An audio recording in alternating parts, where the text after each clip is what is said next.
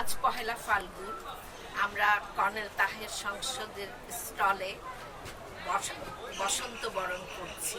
বসন্ত আমাদের ঐতিহ্য, ফাল্গুন আমাদের ঐতিহ্য। আবহমান কাল ধরে হাজার হাজার বছর ধরে এই ঐতিহ্য গড়ে উঠেছে।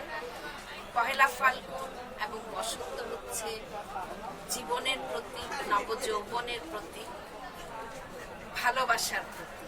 এই ভালোবাসা শুধু দুজন প্রেমিক প্রেমিকের ভালোবাসা নয়, এই ভালোবাসা একটা সমাজের ভালোবাসা, একটা জাতির ভালোবাসা, আবার প্রেমিক প্রেমিকেরও ভালোবাসা। যেহেতু এটা নবযৌবনের প্রতি, সুতরাং নবযৌবন মানেই আরো কিছু বইয়ের খবর।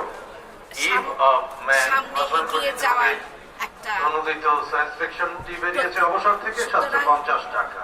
আমাদের ঐতিহ্যকে আমরা যদি ধারণ না করি একদিন আমরা হারিয়ে যাব। সুতরাং আমাদের সমস্ত ঐতিহ্যকে তুলে আনতে হবে, ধরে রাখতে হবে এবং অপসংস্কৃতির বিরুদ্ধে রুখে দাঁড়াতে হবে।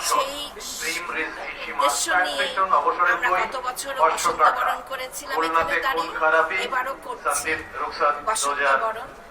আশা করি আগামী বছর আরো বড় আকারে আমরা বসন্ত বরণ করব, আমাদের ঐতিহ্যকে তুলে ধরব এবং আস্তে আস্তে সেটা আমরা জাতির অবসরের বই 400 টাকা। একা অরণ্যবতী উপভাষাদের থ্রিলার ভাষাচিত্রের বই 300 টাকা। তারুণ্যের সাথে স্বৈরাচার একটা যোগসূত্র আছে।